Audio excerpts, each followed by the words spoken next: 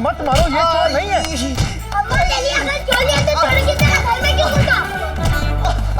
अरे घर में ये नहीं घुसा, घर में हम घुसे।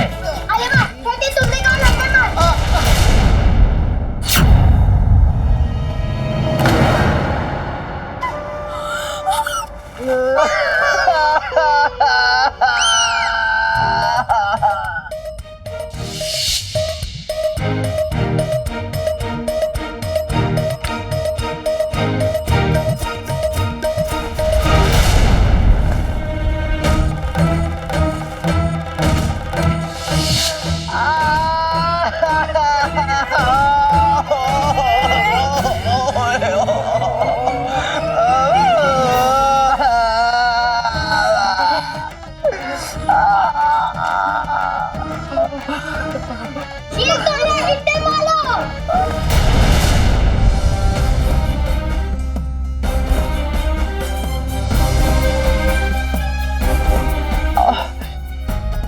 जी आप यहाँ?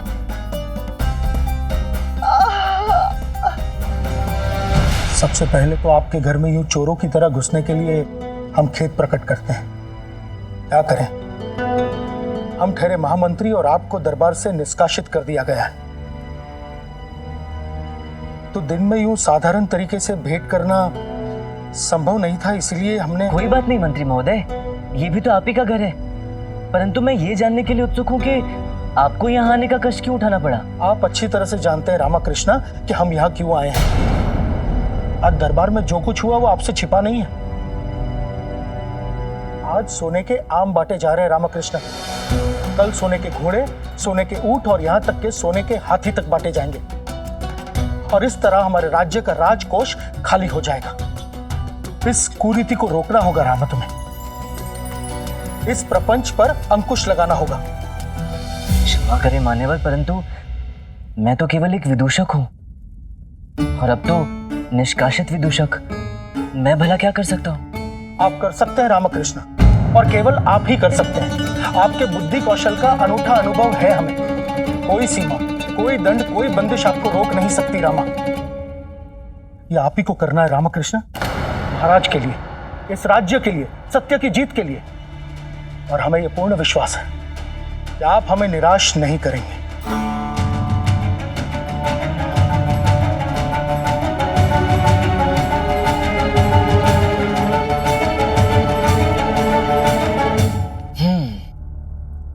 नहीं जानता कि आपके इस विश्वास की कसौटी पर मैं कितना खरा उतरूंगा, परंतु महाराज के लिए, इस राज्य के लिए और सत्य की जीत के लिए मैं प्रयास अवश्य करूंगा। संभवतः यही वो लक्ष्य है जिसके लिए मैं यहां आया हूं। देखते हैं क्या किया जा सकता है। बधाई हो गुरुजी, आपके बैठने का मुहूर्त आ गया है। जी प्रभु, आज हमारा प्रण पूरा हुआ। प्रभु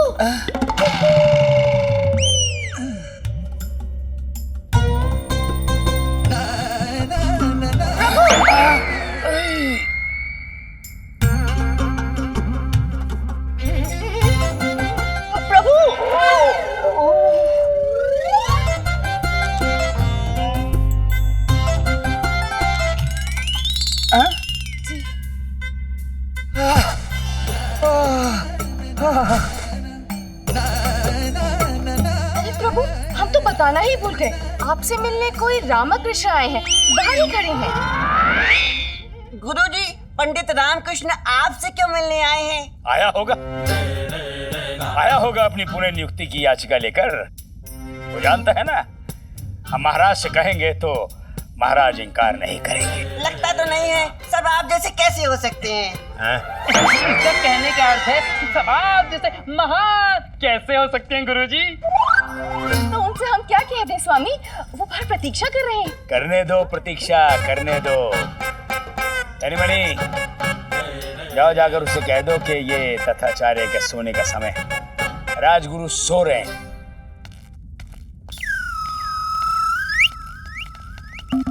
कहिए, क्या काम है?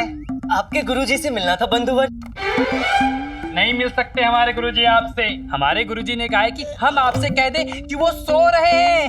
मतलब सोने से पहले कहा था कि सोने जा रहे हैं। अब तक तो सो भी चुके होंगे वो।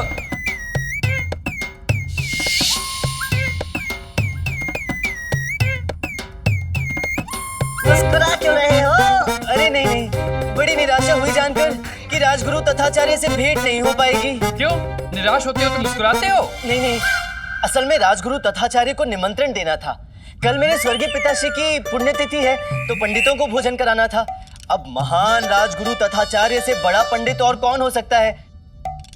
तो सोचा था कि यदि वो मेरे निवास स्थान आकर भोजन ग्रहण कर लेते तो बड़े सौभाग्य की बात होती मेरे लिए। गुरुजी अवश्य पधारते, पर क्या करें, सो रहे हैं। कोई बात नहीं बंधुवर, परंतु दुख तो इस बात का है कि ये सोचकर कि राजगुरु मेरे निवास स्थान आएंगे, मैंने उनके लिए न जाने कितने सारे स्वादिष्ट व्यंजन बनवा लिए थे। जैसे पायसम, शुद्ध देसी घी का बना गाजर का हलवा, पेसरट्टू, बैंगन का चटपटा भरता, पूरी भाजी, बूंदी मिठाई, काजू का बना पोथरो कुल्लू, बादाम वाली खीर, मधुगुला हलवा और भी न जाने क्या क्या स्वादिष्ट व्यंजन एकदम।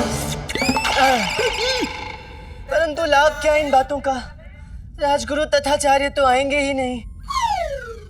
आएंगे, जाएंगे, नहीं जाएंगे, नहीं जाएंगे, गुरुजी नहीं जा पाएंगे। माथा पीटो फिर भी नहीं जा पाएंगे, सर फोड़ो अपना फिर भी नहीं जा पाएंगे। आवश्यक काम है गुरुजी को।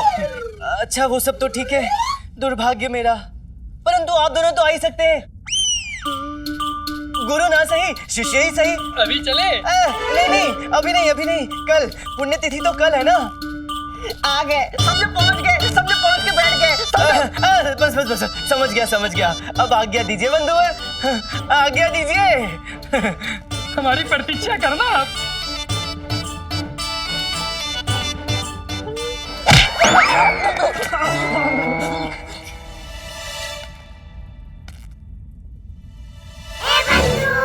क्या लगता है रामा, आएगा ये तथाचार्य? आना तो चाहिए बंधु, केवल इसी के लिए तो कल की इतनी सारी तैयारियां की हैं। कल के भव्य आयोजन के मुख्य अतिथि तो यही हैं। देखते हैं आते हैं या नहीं।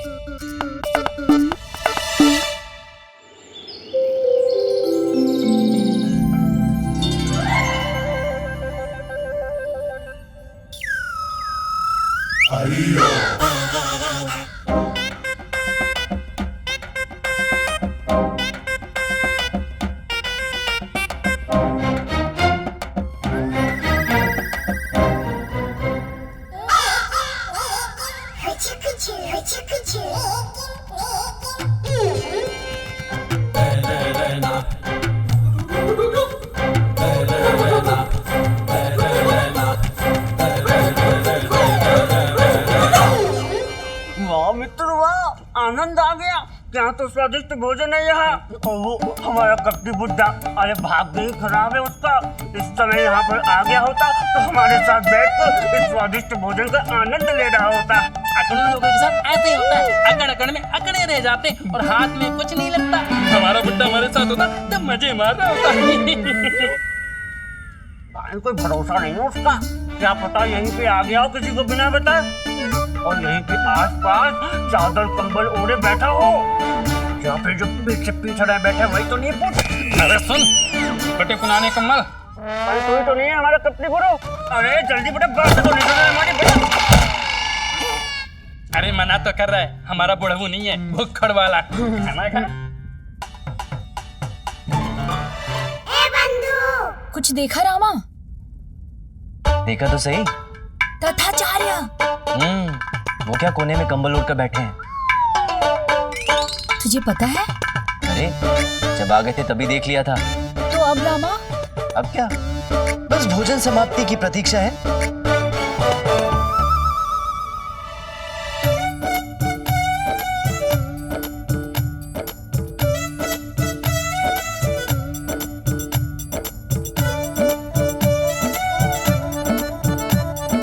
कैसा रहा भोजन मान्यवरों? बहुत ही स्वादिष्ट, बहुत ही बढ़िया, लाजवाब भोजन था, मजा आ गया। धन्यवाद। आओ भगत में कोई कमी तो नहीं रह गई? कोई त्रुटि, कोई शिकायत? पूर्णतया संतुष्टि तो हुई ना? भगवान आपके स्वर्गीय पिता की आत्मा को शांति प्रदान करे। अच्छा, अब हम सब आपसे विदा लेते हैं। चलो भाई चलो, महल भी तो जाना है महाराज से मिलने।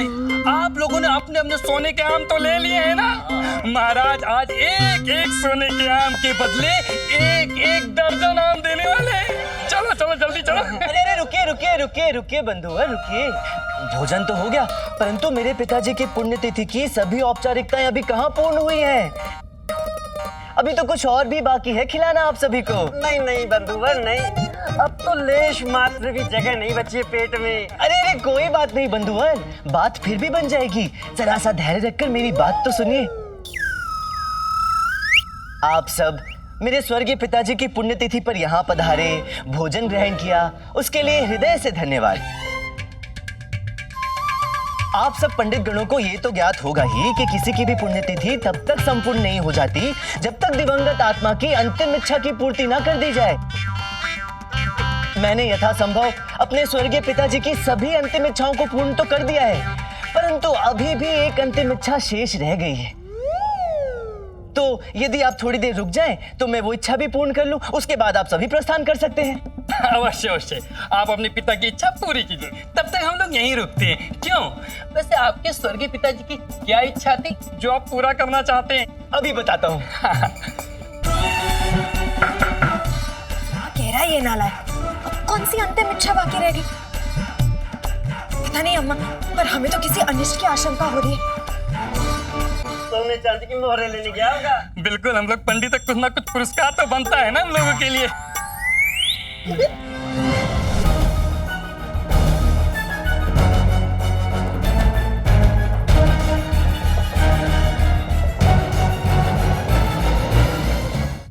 मेरे पिताजी की अंतिम इच्छा थी कि मैं उनकी पीठ पर 100 छड़ी मारूं।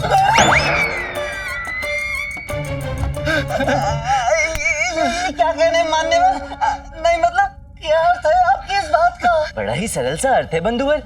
जिस प्रकार आपने मेरे पिताजी की पसंद का भोजन खाया, उसी प्रकार उनकी अंतिम इच्छा पूर्ण करने के लिए इस छड़ी की 100 मार खाइए।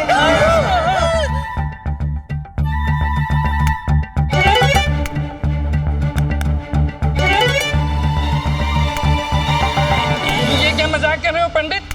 ये कोई बात हुई? ऐसा थोड़ी ना होता है। 100 छड़ी की मार कौन खाएगा भला? आप खाएंगे मान्यवर, और आप तो महान पंडित राजगुरु श्री तथाचार्य के प्रिय शिष्य हैं, तो शुरुआत आप ही से करते हैं। ये क्या हो रहा है? अब तो इस भूत को फांसी होकर ही रहेगी। अरे कोई रोको इसे।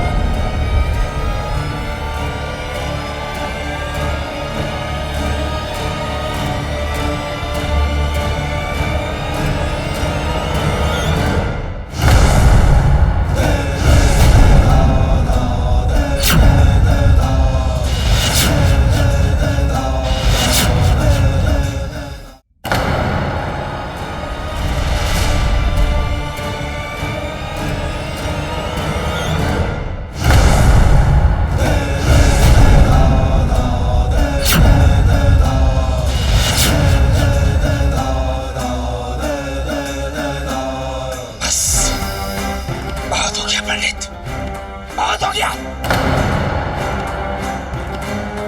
आज तूने अपनी सारी सीमाएं लांघ ली दुष्ट। हम जानते हैं जानबूझकर किया है तूने। ये षड्यंत्र है तेरा हमें अपमानित करने का, इन सबके सामने नीचा दिखाकर प्रतिशोध लेने का।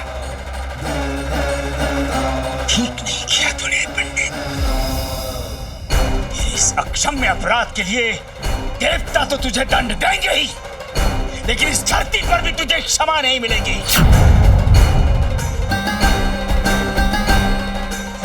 तेरी इस नीच हरकत के लिए तुझे क्या दंड मिलना चाहिए, इसका निर्णय महाराज करेंगे। आज करेंगे, अभी करेंगे।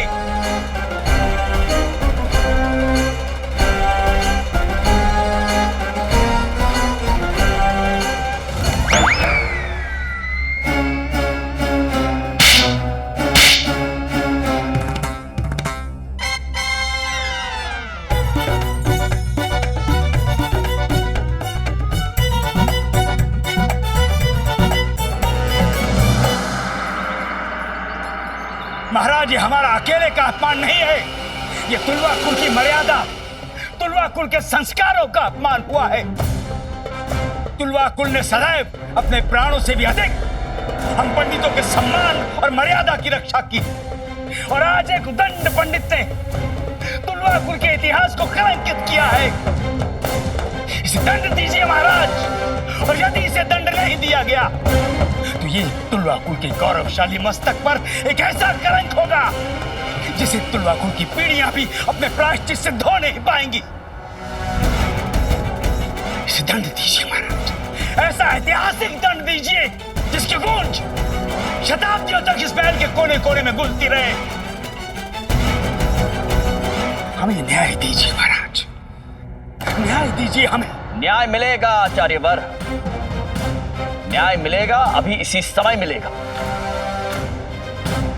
मंत्रीवर, महाराज, सिपाहियों की एक टुकड़ी भेजिए पंडित रामकृष्ण के घर, और अभी इसी समय उसे बंदी बनाकर यहाँ हमारे सामने प्रस्तुत किया जाए। जी महाराज। क्षमा कीजिएगा महाराज, परंतु रामकृष्ण इस समय घर पर तो नहीं मिलेंगे। कौन है ये दुष्ट? कौन है इसने हमारे और महाराज के बीच में बोलने का दुस्साहस किया? अभी सामने आए। जी मैं यहाँ हूँ।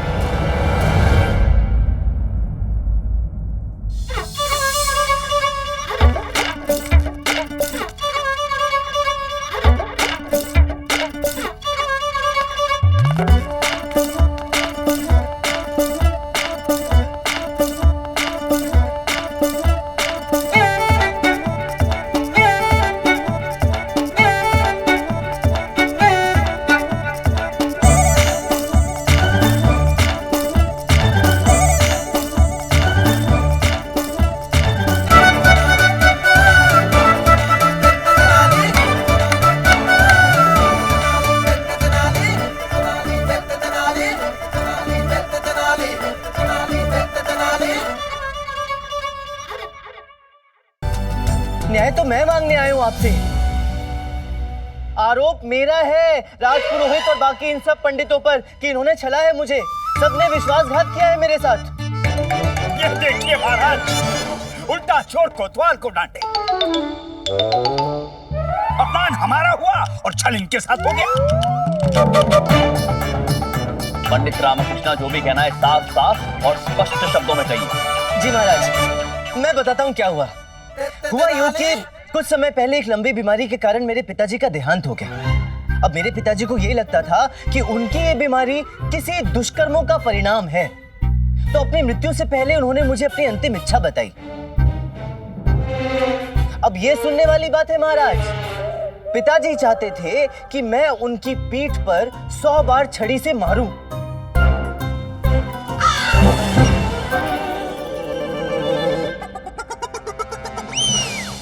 अब बात अवश्य अटपटी और अजीब है, परंतु पिताजी यही मानते थे कि ऐसा करने से उनके दुष्कर्मों का फल उन्हें मिल जाएगा और मृत्यु के पश्चात ईश्वर प्रसन्न होकर उन्हें स्वर्ग में स्थान दे देंगे। आप ही बताइए महाराज, एक पुत्र क्या अपने पिता पर हाथ उठा सकता है? मैंने ऐसा किया नहीं और पिताजी का देहांत हो गया। और मैं हमेशा इसी पश्चाताप में जलता रहा कि मैं अपने पिताजी की अंतिम इच्छा पूरी नहीं कर पाया। फिर मैंने एक युक्ति निकाली और पिताजी की पुण्यतिथि पर एक भोजन का कार्यक्रम रखा जिसमें राजपुरोहित और बाकी पंडितों को आमंत्रित किया। मैंने इन्हें पिताजी की पसंद के स्वादिष्ट पकवान खिलाए, आदर सत्कार किया, हृदय से भोग लगाया महाराज। फिर मैंने इन्हें पिताजी की अंतिम इच्छा वाली बात भी कही और इन सब से 100 बार छड़ी की मार खाने को कहा। ये सुनकर आचार्य बिधक गए, स्पष्ट रूप से मना कर दिया। और तो और मुझ पर इन्हें अपमानित करने का आरोप भी लगाया।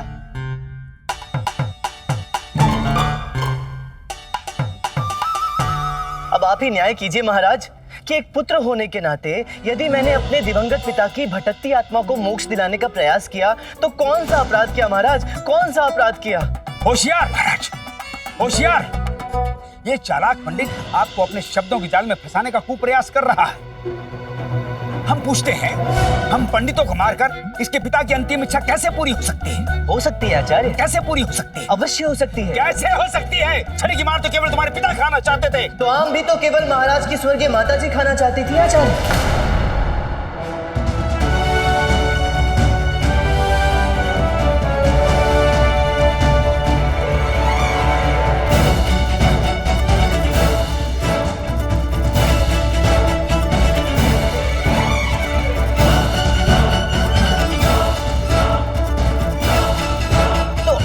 पंडितों को आम बंटवाकर स्वर्गीय राजमाता की अंतिम इच्छा कैसे पूरी हो सकती है? और वो भी सोने के आम आचार्य, जिन्हें तो खाना भी संभव नहीं महाराज।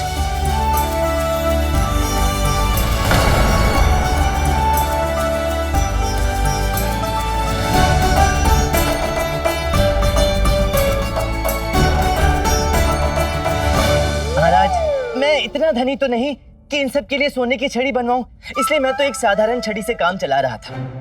परंतु अब मेरा प्रश्न राजपुरोहित श्री तथाचार्य से यह है कि इनका विरोध किस बात पर है? छड़ी की मार खाने पर या छड़ी सोने की नहीं थी इस बात पर? क्योंकि यदि सोने के आम बांटने से स्वर्गीय राजमाता की अंतिम इच्छा पूरी हो सकती है तो साधारण छड़ी की मार खाकर मेरे पिताजी की अंतिम इच्छा क्यों पूरी नहीं हो सकती महाराज?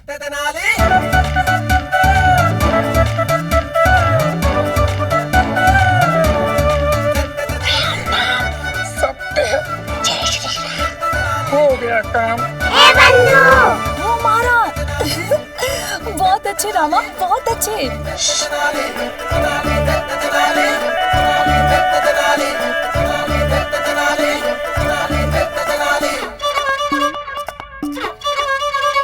हमें जानकर अति प्रसन्नता हुई पंडित रामाकृष्ण। आपने एक आदर्श पुत्र की तरह अपने कर्तव्य का निर्वाह किया। एक पिता की दिवंगत आत्मा के लिए इससे बड़े गर्व की बात और क्या हो सकती है? और आपकी इसी कर्तव्य परायणता ने हमें वो स्वप्न भी स्मरण करवा दिया जो कल रात्रि हमने देखा। जी हाँ महाराज, कल रात्रि हमने एक बहुत मंगल स्वप्न देखा। जानते हैं स्वप्न में हमें किसके दर्शन हुए? किसके आचार्य? स्वयं साक्षात आपकी स्वर्गीय माता जी की। कल रात्रि वो हमारे स्वप्न में पधारी और जो उन्होंने हमसे कहा उसे सुनकर हमारा मस्तक उनके और आपके सामने आदर से और भी झुक गया। क्या क्या कहा आचार्यवर हमारी माता जी ने? एक माँ को और क्या चाहिए?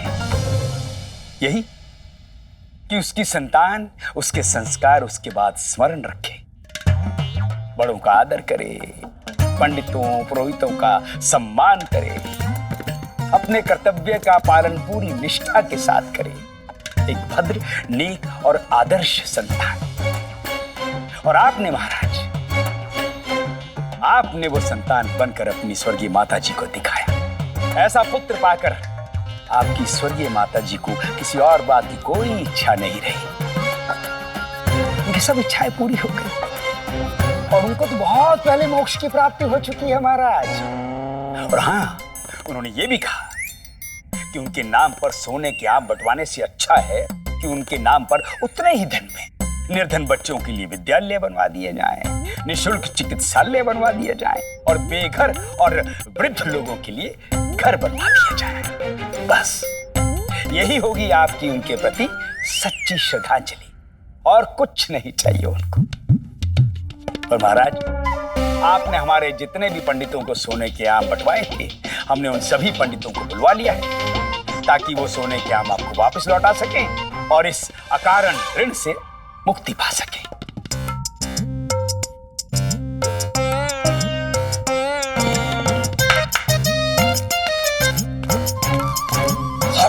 अपने चक्कर में इस बुड्ढे ने धनी बनी का भी भोपो बचवा दिया। देख लियो बनी, एक दिन इस बड़ों की गर्दन मेरे हाथ में होगी और इसकी गर्दन में ककड़ी की तरह तोड़ दूंगा। हाँ।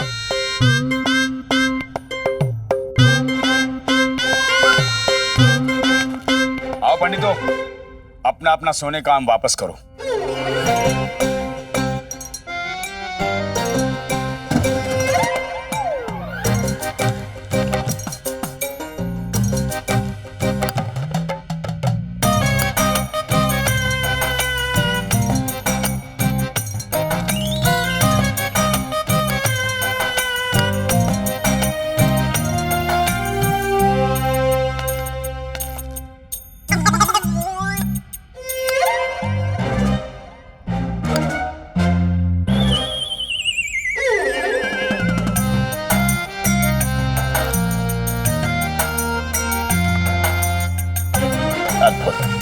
मंत्रीवर, महाराज। इन आमों को राजकोष में रखवा दिए जाए। जी महाराज। इन सोने के आमों का वैसा ही सदुपयोग होना चाहिए जैसा कि हमारी स्वर्गीय माताजी ने आचार्य के स्वप्न में आकर कहा था।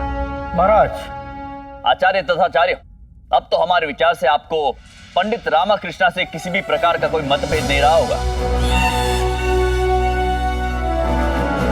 हम सब समझ गए हैं कि पंडित रामकृष्ण की मंशा आप सभी को अपमानित करने की, आप सबके साथ दुर्व्यवहार करने की नहीं थी। हम समझते हैं महाराज, हम अपना आरोप वापस लेते हैं।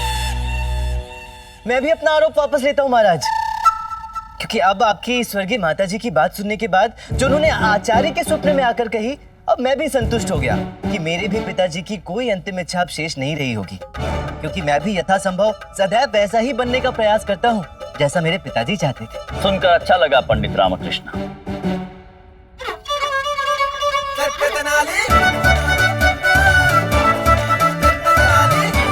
आज की सभा यही समाप्त होती है। महाराज कृष्णदेवराय की, महाराज कृष्णदेवराय की, महाराज कृष्णदेवराय की। कल दरबार में मिलते हैं विदूषक रामकृष्ण। कल से हमें हमारा विदूषक वापस दरबार में चाहिए। महाराज कृष्णदेवराय की, महाराज कृष्णदेवराय की, महाराज कृष्णदेवराय की।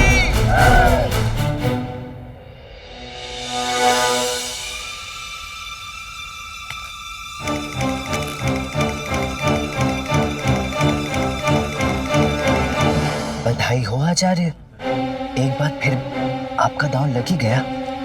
क्या मौके पर दिमाग चलाया आपने। नादान बालक, जितने तीर तो अपने तरकश में लिए फिरता है ना, उतने तीर तो ये तथाचार्य अपने खीसे में रखता है।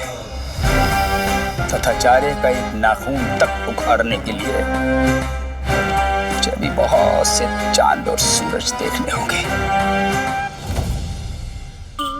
कोई बात नहीं आचार्य, जरूरी तो नहीं कि कौवा जब भी चोंच मारे श्राद्ध का स्वादिष्ट भोजन ही उसके भाग्य में लिखा हो। कभी कभी बेचारे को कीड़ा भी खाना पड़ता है। बस कुछ दिन और प्रतीक्षा कीजिए।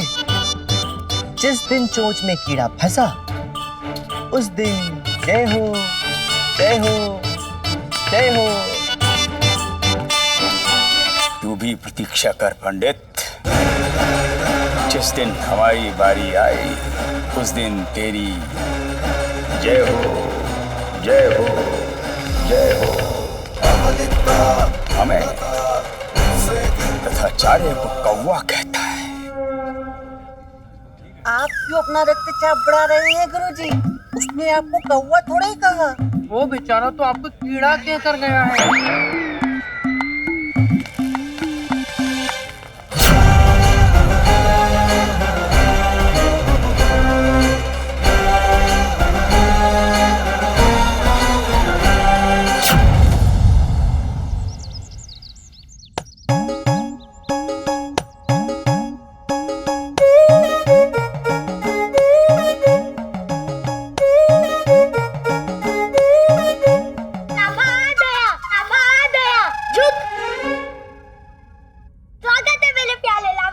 ये क्या है?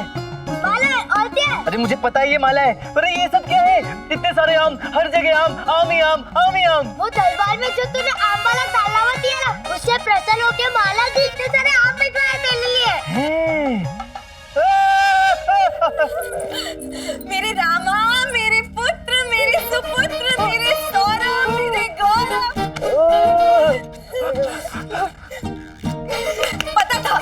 पता था मुझे कि मेरा रामा सब कुछ ठीक कर देगा, स्वयं चाहे कितनी भी बड़ी समस्या क्यों ना हो।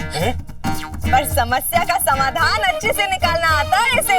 अभी मैं शारदा से कह रही थी कि देखना, एक दिन मेरा रामा इतिहास रचेगा। हाँ, इतिहास रचेगा। वाह वाह वाह वाह वाह। और वो कौन था जो मुझे घर से बाहर निकाल रहा था? तब नहीं पता था कि मैं सब ठीक कर दूंगा। नहीं था। इनका मतलब है नहीं था, नहीं और था अलग अलग कह रहे हैं। विश्वास नहीं होता तो फिर क्यों चबूतरे में सोने देती? क्यों एक बिछौना, एक सिरहाना और मच्छर भगाने का लेप क्यों देती? हाँ ठीक है। अब क्या हुआ इनको? भावुक हो रहे हैं। ऐसे भावुक हो रही हैं? ऐसी तो होती है। अच्छा बताओ तो सही, भावुक होकर क्या रही हैं? कह रही हैं कि तुम्हारे स्वर्गीय पिताजी को भी आम बहुत पसंद थे। आम आदमी थे ना, इसलिए आम से बहुत लगाव था उन्हें। सप्ताह में किसी भी आम दिन, किसी भी आम जगह आम लोगों के साथ बैठकर 3-4 आम तो आराम से खा जाते थे। एक ऐसी आम शाम में उनके प्राण हर लिए। अगर आज वो जीवित होते तो आम से कहते, अरे गर्व से कहते कि तुमने जो किया है वो कोई आम काम नहीं है। अच्छा ठीक है, कुछ खाने को मिलेगा? बहुत आम लगी है, बहुत भूख लगी है।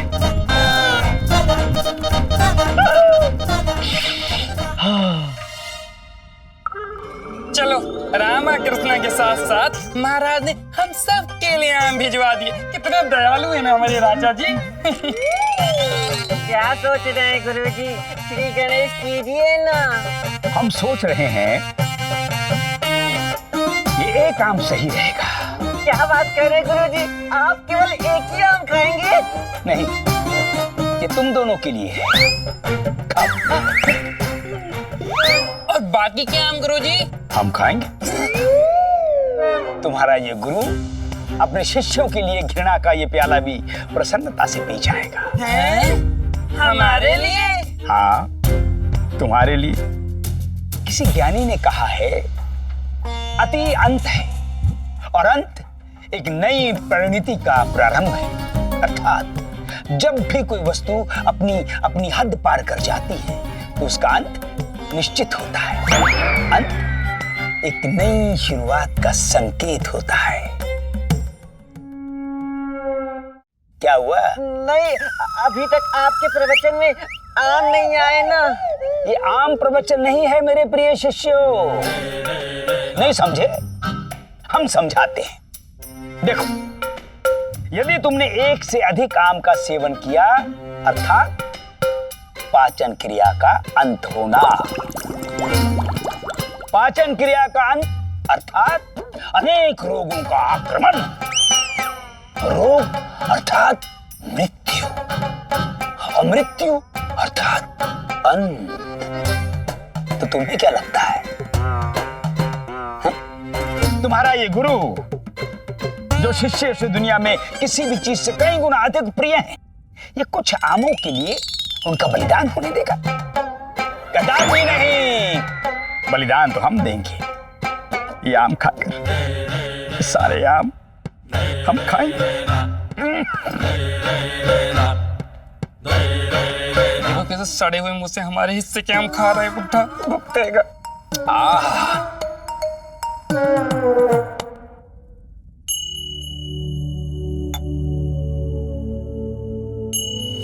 उठा लो। क्या उठा लूं? सामने पड़ा आम उठा लो और उठाकर खा लो। आखिर ये तुम्हारी मेहनत का ही तो फल है। नहीं नहीं, बस बस बस, आज पेट बहुत भर गया है और आम खाकर मुझे बहुत नींद आती है और आज की रात मैं सोना नहीं चाहता, समझी? समझी, पर क्या ये समय ठीक रहेगा? क्यों, क्या हो गया समय को? नहीं, रात बहुत हो गई है ना, ऐसे में हम उड़ी उड़ी धप्पा खेलेंगे तो अम्मा और गुंडप्पा क्या सोचेंगे? है, उड़ी उड़ी धप्पा? हम उड़ी उड़ी धप्पा क्यों खेलेंगे शारदा? क्योंकि बचपन में रात्रि भोजन के बाद आपको उड़ी उड़ी धप्पा खेलना अच्छा लगता था ना। हाँ तो वो तो बचपन की बात थी, अब हम बड़े हो गए हैं, पता है ना? हाँ तो हम उड़ी उड़ी धप्पा क्यों खेलेंगे? हम वो खेलेंगे ना जो इस ओवर में खेला जाता है। हाँ हाँ, मेरे कहने का अर्थ है कि हमारे प्रथम मिलन का शुभारंभ। तो क्या कहती हो, करें अधूरा कार्य संपूर्ण?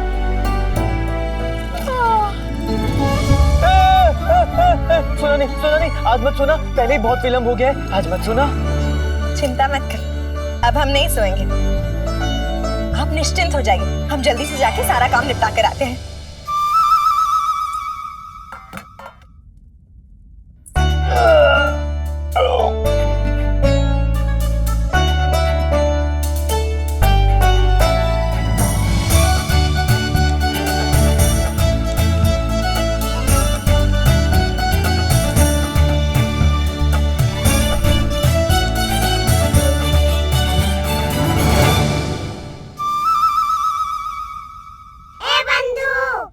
क्या हुआ रामा, वापस क्यों रख दिया? खा ले तेरे ही तो परिश्रम का फल है। हाँ पर क्या रामा? पहले ही बहुत खा चुका हूँ और खा लूंगा तो नींद आ जाएगी। अरे ई काम से क्या होता है, खा ले। पर बंधु, अरे खा ले ना। अच्छा केवल एक? हाँ केवल एक।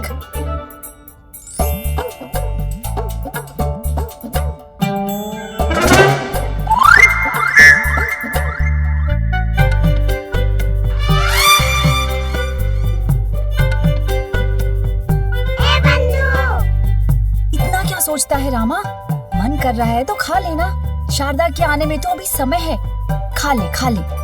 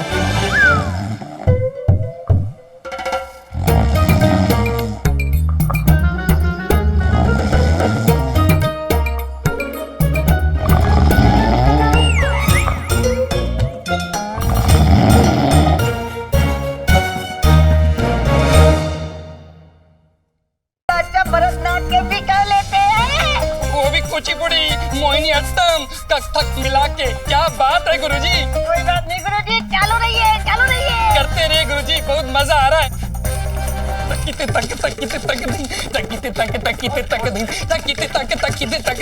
अरे चुप! अरे नृत्य नहीं कर रहे हैं तो क्या कर रहे थे गुरुजी? खुजला रहे हैं। तो क्या हुआ कि रात्रि अधिक मात्रा में आमों का सेवन कर लिया, काम हो गया हमारा, पूरे बदन में आग लगी है, रोया जल रहा है, ऐसा लग रहा है जैसे पूरे शरीर में ज्वालामुखी उठ रहा है। नृत्य नहीं कर रहे हैं हम। कोई बात नहीं गुरुजी, अति हुई है तो अंत भी हो ही जाएगा। खुजली यानी रोग यानी मृत्यु यानी अगला जन्म, अगला जन्म यानी कि कुछ भी। जैसे कि चुप दुष्टों, चुप हो जाओ वरना यही भस्म करके रख देंगे तुम्हें। जाओ जल्दी से वो पालकी निकालो, वैद्य जी के पास जाना है और वहां से दरबार भी जाना है। जो आज्ञा गुरुजी। अरे रुको रुको रुको, रहने दो पार्की। ऐसा लग रहा है जैसे आज हम कहीं बैठ नहीं पाएंगे, ऐसे जाएंगे दरबार। हाँ वो हम ये महाराज के सामने खुजलाएंगे कैसे? बहुत संयम से काम लेना होगा। चलो। महाराज कृष्णदेव राय की, महाराज कृष्णदेव राय की, महाराज कृष्णदेव राय की, महाराज कृष्णदेव राय की।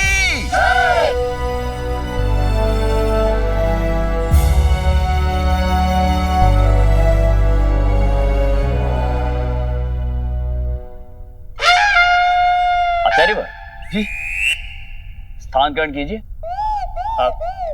नहीं महाराज, हम ऐसे ठीक हैं। ऐसे कैसे ठीक है आचार्यवर? आप इस दरबार के राजपुरोहित हैं।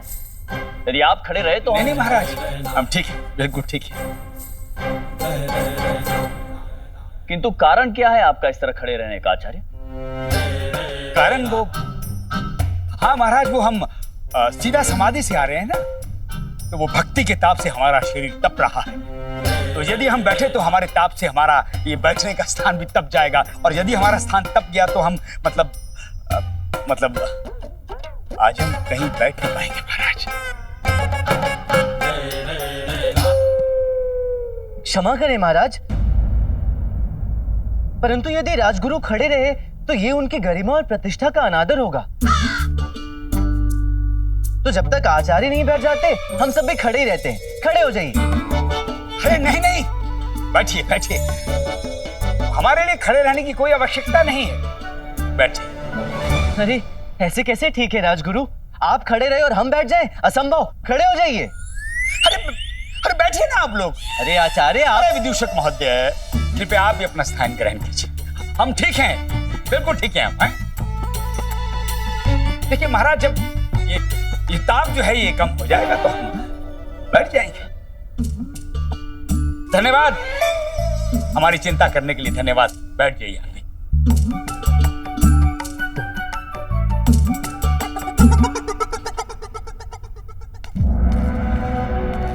महाराज की जय हो। महाराज, ये सुंदरगढ़ राज्य के संदेश वाहक है। महाराज के नाम अपनी राजमाता का संदेश लेकर आए। महान सम्राट श्री कृष्णदेव राय को संदेश वाहक का कोटि कोटि नमन महाराज। सुंदरगढ़ की राजमाता देवयानी का संदेश। क्या कहती हैं सुंदरगढ़ की राजमाता हमसे अपने संदेश में? ये एक संधि याचना है महाराज। राजमाता आपके राज्य से संधि करना चाहती है।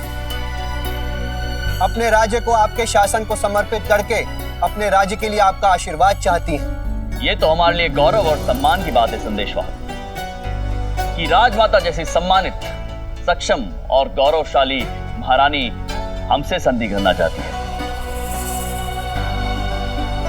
उनसे कहिएगा कि हमें उनका ये संधि प्रस्ताव सहर्ष स्वीकार है। ये राजमाता के लिए अत्यंत हर्ष का विषय होगा महाराज। संधि के इस प्रस्ताव के साथ राजमाता ने आपके लिए कुछ उपहार भेजे हैं महाराज। यदि महाराज उन उपहारों को योग्य समझे तो इन्हें स्वीकार करके समस्त सुंदरगढ़ राज्य और राजमाता का सम्मान बढ़ाएं।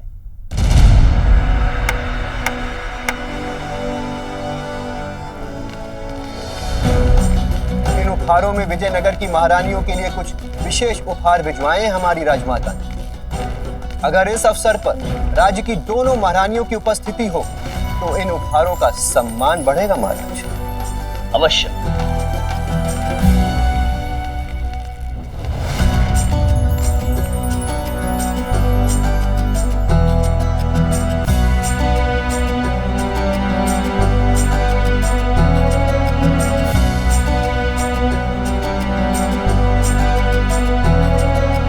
और ये अंतिम विशेष उपहार केवल महारानी जी के लिए।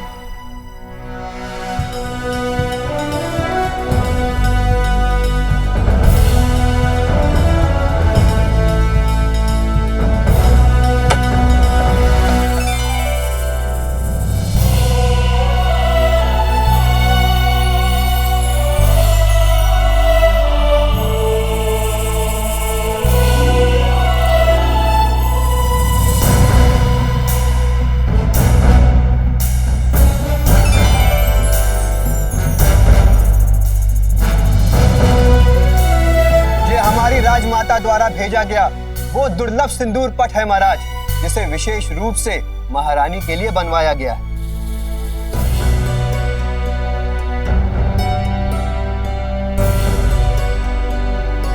सौ से अधिक नकाशीकारों की कला का अनूठा संगम, सुंदरगढ़ के आभूषण विशेषज्ञों के महीनों का परिश्रम और अमूल्य दुर्लभ हीरों से जड़ित साज सज्जा, राजमाता ने महारानी जी के लिए यह उपहार सप्रेम भेंट किया।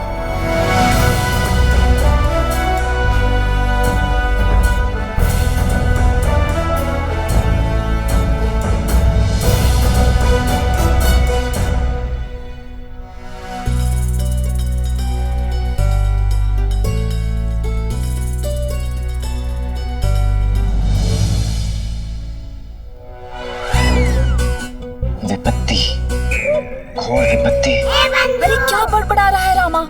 कैसी विपत्ति? वही जो आने वाली है बंधु, जिसे मैं साफ साफ देख सकता हूँ। अरे कुछ बताएगा भी? कुछ मत पूछ बंधु, कुछ मत पूछ। बस प्रार्थना कर ईश्वर से कि महाराज इस विपत्ति की घड़ी में तीव्र बुद्धि से काम ले। अति सुंदर, अद्भुत है ये सिंदूर पट, अद्भुत।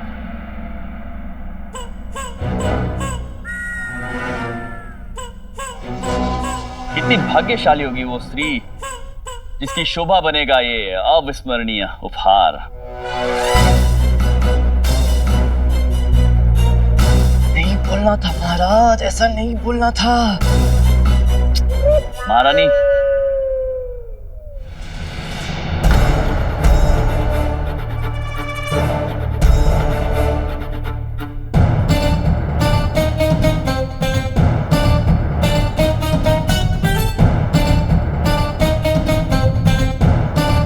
महाराज, तो ये शानदार सिंदूर पट आप किस महारानी को भेंट करना चाहेंगे?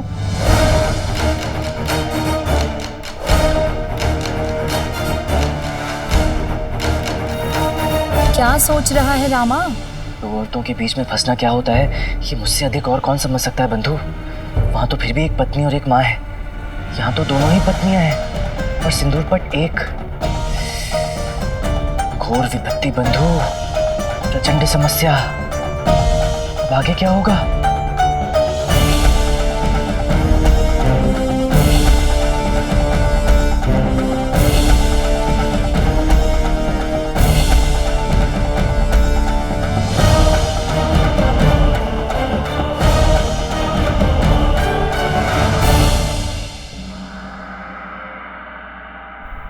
बस, धन्यवाद। भोजन कीजिए ना महाराज। हम आपसे कुछ कह सकते हैं? अवश्य महाराज। बड़ी महारानी, आप तो जानती हैं कि हम आपको कितना मानते हैं। जानते हैं। आपकी सुंदरता और बुद्धिमत्ता के कितने बड़े प्रशंसक हैं हम। जानते हैं। हम हमेशा सबसे कहते आए हैं और कहते रहेंगे कि हमारी दोनों रानियों में से जो बड़ी रानी है वो विशेष विशेष इसलिए कि वो न केवल हमारी पत्नी है बल्कि एक मित्र, एक सलाहकार और कभी कभी तो एक बहुत ही सुलझी हुई मार्गदर्शक भी है। जानते हैं। आपका प्रत्येक निर्णय इतना सुलझा हुआ, इतना समझदारी से भरा होता है कि हम क्या कहें, शब्द नहीं हमारे पास आपकी प्रशंसा के लिए। जानते हैं। सब कुछ जानती हैं हम, इतनी सुलझी हुई है, इतनी समझदार हैं आप, तो ये भी अवश्य जानती होंगी कि हम आपसे क्या कहने का प्रयत्न कर रहे हैं। जानते हैं। जानते हैं?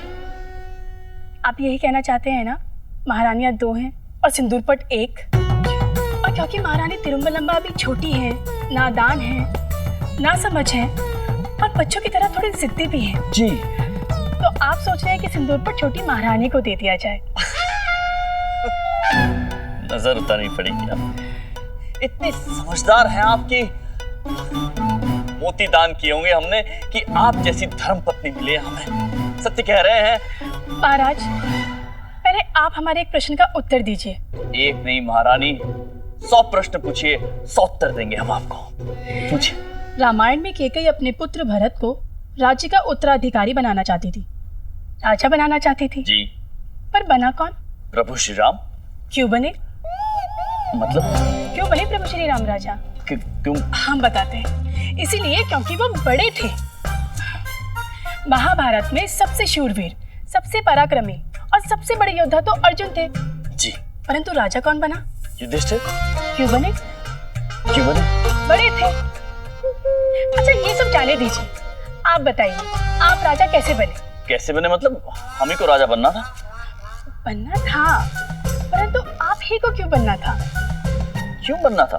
क्योंकि बाकी सब कुल में हमसे छोटे थे, केवल हम बड़े थे। तो हमारे विचार से स्वामी वो सिंदूर पट तो हमें ही मिलना चाहिए, क्योंकि हम तिरुमलम्बा से बड़ी हैं। देखा, हम ना कहते थे इस संसार में बल और बुद्धि का कहीं दुर्लभ संगम है, तो वो केवल आप हैं, हमारे पति। कितनी जल्दी समझ ली आपने हमारे मन की बात। जी स्वामी, तो संक्षेप में बात इतनी सी है कि वो सिंदूर पट तो हमें ही मिलना चाहिए, बस। वो सिंदूर पट आप स्वयं अपने हाथों से हमारे माथे पर सजाएंगे। महाराज, आपने तो कुछ खाया ही नहीं, भिंडी लीजिए ना। जी है।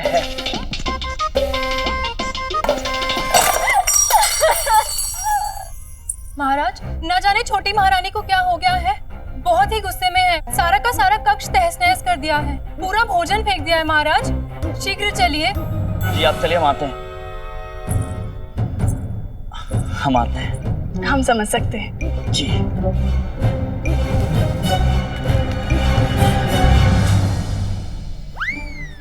कोई समस्या नहीं छोटी महारानी।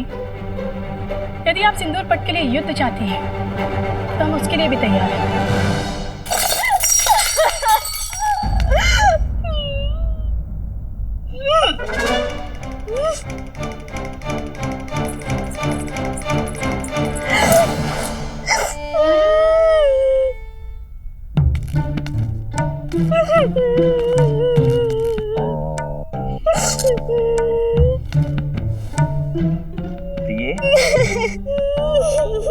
छोटी महारानी जी, ये सब क्या है? क्या हुआ? आप इतनी दुखी क्यों हैं? आप हमें बताइए। अब आपको हमसे कोई प्रेम, कोई लगाव नहीं रहा। अरे किसने कह दिया आपसे? ऐसा नहीं है, हम निसंदेह प्रेम करते हैं, बहुत प्रेम करते हैं आपसे। तो बताइए हमें, तो इंसानों के बीच में सबसे महत्वपूर्ण क्या होता है? उनका रिश्ता। उस रिश्ते में सबसे महत्वपूर्ण क्या होता है? आपसे विश्वास। उस विश्वास में सबसे महत्वपूर्ण क्या होता है? निसंदेह प्रेम। तो वही तो कह रहे हैं हम आपसे, वही तो नहीं करते आप हमसे, प्रेम। अब जब प्रेम ही नहीं है तो विश्वास कहाँ से होगा? जब विश्वास ही नहीं है तो किसी भी रिश्ते का क्या अर्थ? जब अर्थ ही नहीं है तो सब कुछ व्यर्थ हुआ ना। जब सब व्यर्थ है तो हमारे निरर्थक जीवन पर हम रोए नहीं तो क्या करें, दुखी ना हो तो क्या करें? यदि आपको हमसे प्रेम होता तो क्या आज वो सिंदूर पर हमारे माथे की शोभा न बढ़ा रहा होता? यही बात आप सीधे सीधे भी तो कह सकती थी ना। इतना लंबा मार्ग लेने की क्या आवश्यकता थी? छोटी महारानी, आप यहाँ बैठिए, आप शांत हो जाइए। हम कुछ करते हैं। कुछ करते हैं? नहीं, अर्थात वही करते हैं जो आप चाहती हैं। हम क्या चाहते हैं? यही कि वो सिंदूर पट आपको मिलना चाहिए। अरे स्वामी, आप कितने अच्छे हैं।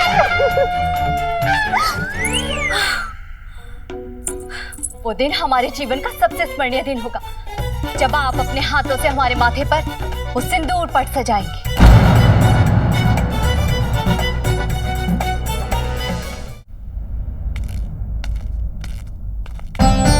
वो सिंदूर पट तो हमें ही मिलना चाहिए, बस। वो दिन हमारे जीवन का सबसे स्मरणीय दिन होगा, जब आप अपने हाथों से हमारे माथे पर वो सिंदूर पट सजाएंगे। महाराज, प्रणाम आचार्य। आयुष्मान भव।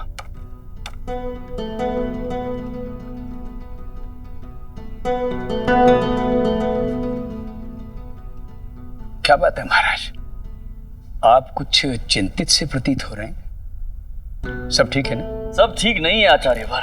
क्यों?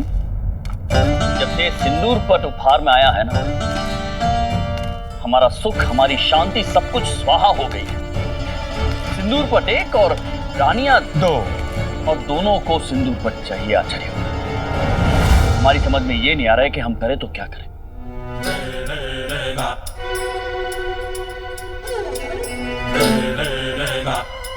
इसमें चिंता करने की क्या आवश्यकता है महाराज? अपना विदूषक है ना, वो क्या नाम है उसका? रामा। रामा जी, उसे ये कार्य दे दीजिए। रामा जी। और विदूषक होते किस लिए महाराज?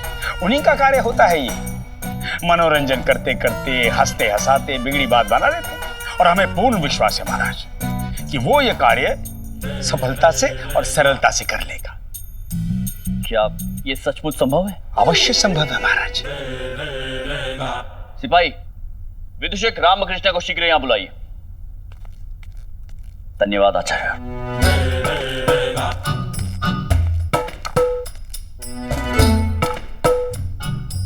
पंडित रामकृष्ण,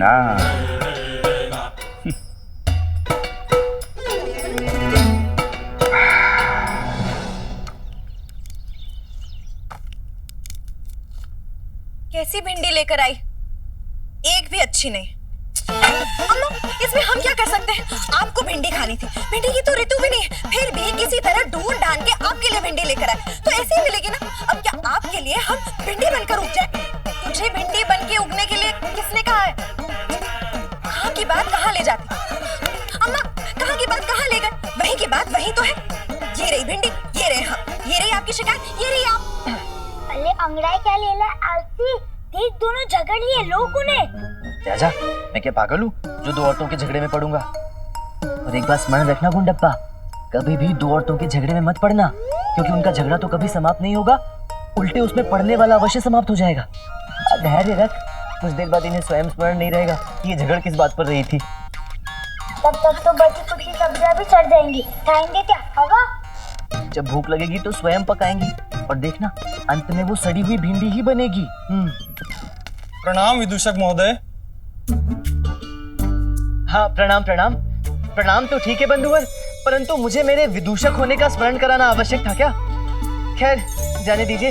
ये बताइए, आना कैसे हुआ? महाराज ने आपको शीघ्र अतिशीघ्र महल पहुंचने का आदेश दिया।